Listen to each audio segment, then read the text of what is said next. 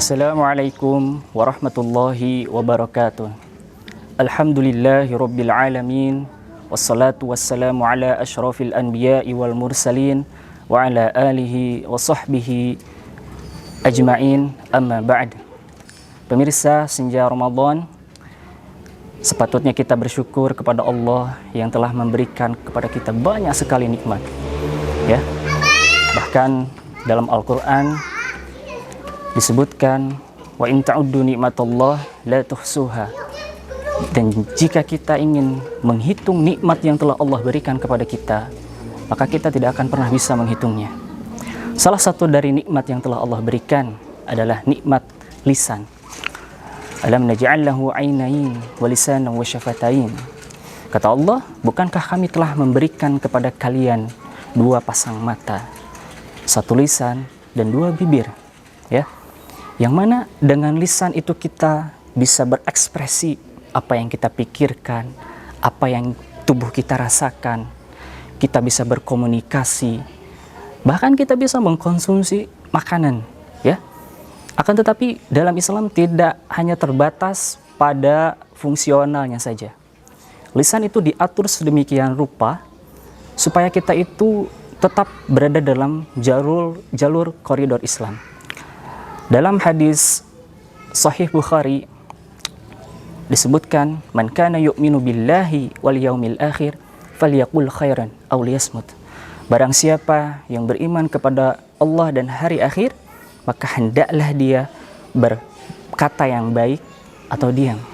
Makna dari hadis ini adalah kita sebagai seorang muslim harus mempunyai rambu dalam menggunakan lisan kita, ya. Jika kita rasa apa yang akan kita bicarakan, apa yang akan kita ungkapkan itu bermanfaat bagi kita, bagi orang lain, bagi dunia kita, bagi akhirat kita, dan kita merasa bahwasanya perkataan kita itu tidak akan membuat orang tersinggung, ya, maka ungkapkan, ucapkanlah, ya. Namun jika sebaliknya, apa yang akan kita katakan itu menyakiti orang lain, ya, merugikan kita sendiri, merugikan dunia kita, merugikan akhirat kita, maka hendaklah kita menahan lisan kita atau diam, ya. Daripada kita celaka di dunia dan akhirat, merugikan orang lain, maka hendaklah kita diam. Karena tidak semua orang itu bisa berlapang dada terhadap apa yang kita ungkapkan. Maka dari itu, benar sabda Nabi, jika kita tidak bisa berkata yang baik, hendaklah diam. Dan diam di sini bisa bermakna diam itu emas. Artinya apa? Itu berharga sekali untuk keselamatan diri kita. Mungkin kita lupa akan apa yang kita ucapkan 2 jam ke belakang, ya. Apa yang kita ucapkan hari kemarin, apa yang kita ucapkan pekan lalu, apa yang kita ucapkan tahun lalu, bahkan kita mungkin tidak ingat terhadap apa yang kita ucapkan bertahun-tahun ke belakang. Akan tetapi dalam Al-Quran Allah menyatakan, ma yalfidhu min qaulin illa ladaihi raqibun atid. Bahwasanya tidak ada satu ucapan pun yang terucap melainkan di sana ada malaikat yang mengawasi. Ini adalah keimanan. Kita harus yakin bahwasanya kapanpun, dimanapun, ada yang mengawasi kita, ya.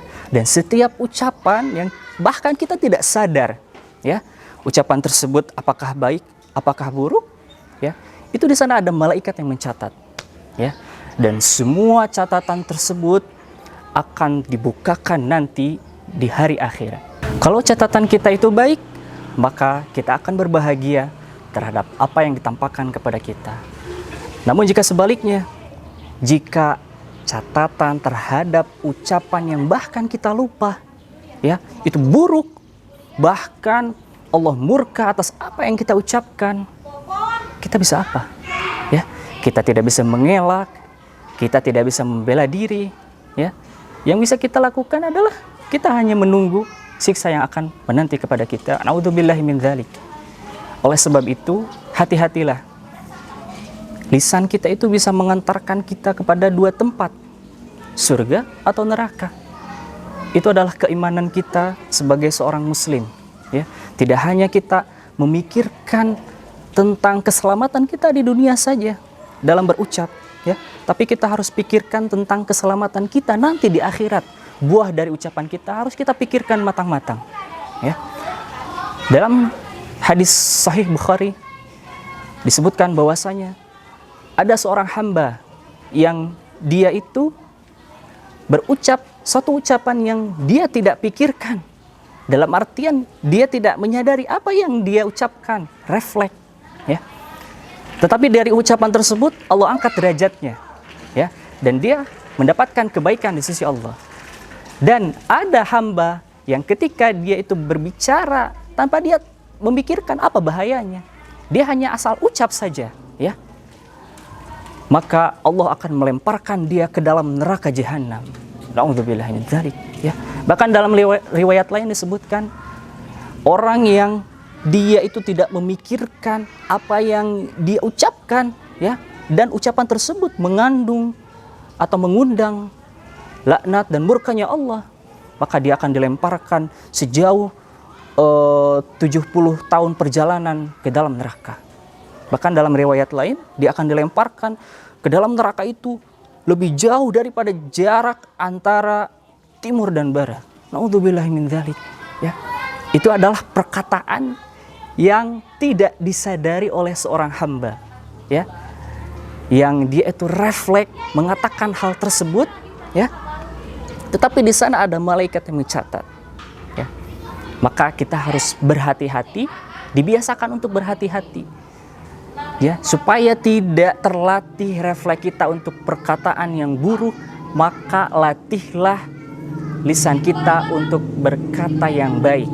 Hindari perkataan-perkataan yang omong kosong, hindari perkataan-perkataan yang tidak ada manfaat, hindari perkataan-perkataan yang mengandung dosa, ya. Maka dari itu kita sebagai mukmin harus benar-benar memperhatikan rambu-rambu dalam mengucapkan satu perkataan, ya.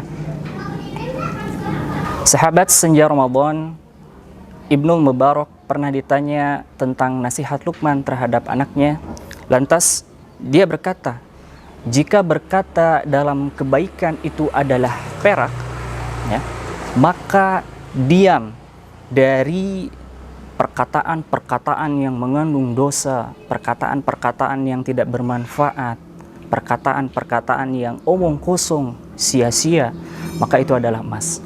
Sahabat senja Ramadan, dari sini kita bisa mengambil kesimpulan bahwasanya kita sebagai seorang mukmin harus benar-benar berhati-hati terhadap apa yang kita ucapkan. Kita harus menimbang baik buruknya. Kita harus menimbang apakah ini berguna untuk saya, apakah ini berguna untuk akhirat saya, apakah ini justru akan menjerumuskan saya ke dalam kehancuran. Maka kita harus benar-benar bisa mengendalikan apa yang keluar dari lisan kita. Jangan kita mudah menganggap enteng terhadap apa yang kita ucapkan, terutama itu dalam hal yang keburukan. Ah, cuma bercanda. Ah, enggak kok, ini mah cuman iseng. Ih, gitu aja baper. Perkataan-perkataan tersebut bisa jadi adalah perkataan-perkataan yang remeh. Padahal itu di sisi Allah bisa jadi sesuatu yang berat tanggung jawabnya. Allah Subhanahu wa taala berfirman, "Wa tahsabunahu hayyinan wa huwa 'indallahi 'azim."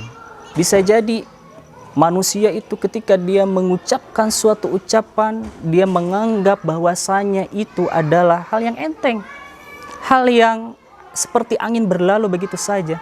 Tapi di sisi Allah itu adalah hal yang teramat besar, ya. Bisa jadi perkataan yang baik, ya, dan kita tidak sadar, bahkan kita menganggapnya itu adalah perkataan yang hanya sekedarnya saja. Tapi kalau perkataan itu baik, bisa jadi itu menjadi suatu kebaikan yang besar di sisi Allah.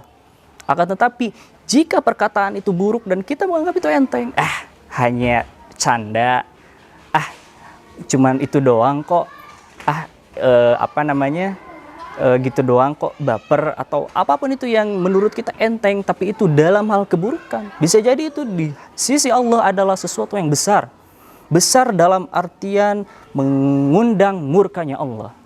Jika Allah sudah murka, kepada siapa kita berlindung? Jika Allah sudah melaknat, kepada siapa lagi kita akan mencari pertolongan? Maka dari itu, hendaklah kita benar-benar berhati-hati dari apa yang keluar dari lisan kita. Ya, basahi lisan kita itu dengan zikir kepada Allah. Ya, jangan perbanyak lisan ini setiap harinya untuk mengobrol hal-hal yang omong kosong, yang sia-sia. Ya, karena itu setiap waktu yang kita habiskan, ya, setiap ucapan yang kita ucapkan itu akan dihisab oleh Allah. Ya, maka kita sebagai seorang mukmin itu harus pandai dan cerdas. Bukan hanya dalam hal dunia kita cerdas akan memanage sesuatu, tapi kita juga harus cerdas dalam memanage akhirat kita nanti akan seperti apa. Dan semoga di bulan Ramadan ini yang merupakan bulan ampunan, setiap dosa yang keluar dari tangan kita, setiap dosa yang keluar dari lisan kita, itu akan berguguran satu persatu karena ampunan dari Allah. Maka jangan sia-siakan momen di bulan Ramadan ini. Kita cari ampunan Allah itu sebaik-baiknya. Kita cari ampunan Allah, walaupun mungkin ketika malam hari kita hendak melaksanakan qiyam Ramadan, berat rasanya. Ya, kita untuk membaca Al-Quran itu berat rasanya. Ya, godaan ketika bulan Ramadan itu adalah capek, banyaknya aktivitas, ya, kegiatan ini, kegiatan itu. Maka sempatkanlah, paksakan diri kita untuk mengisi bulan Ramadan ini dengan kegiatan-kegiatan yang bernilai ibadah. Supaya apa? Supaya di bulan Ramadan ini kita benar-benar mendapatkan ampunan atas apa yang telah kita ucapkan. Ya, kita tidak bisa menjamin lisan kita itu akan selamat atau tidak.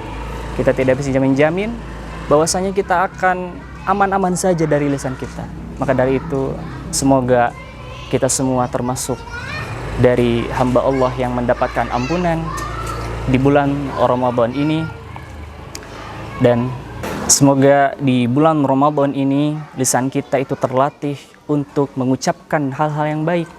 Lisan kita itu terlatih untuk senantiasa berzikir kepada Allah Subhanahu wa taala. Lisan kita terbiasa untuk banyak membaca Al-Qur'an. Dan semoga terbiasanya lisan kita itu akan terus berlangsung sampai nanti akhir hayat kita. Dan semoga Allah mudahkan kita ketika di akhir hayat itu untuk lisan kita itu mengucapkan kalimah-kalimah kebaikan, ya, mengucapkan syahadat yang menjadi kunci kita nanti bisa masuk surganya Allah Subhanahu wa taala. Demikian apa yang bisa Ana sampaikan. Semoga bermanfaat untuk kita semua. Assalamualaikum warahmatullahi wabarakatuh.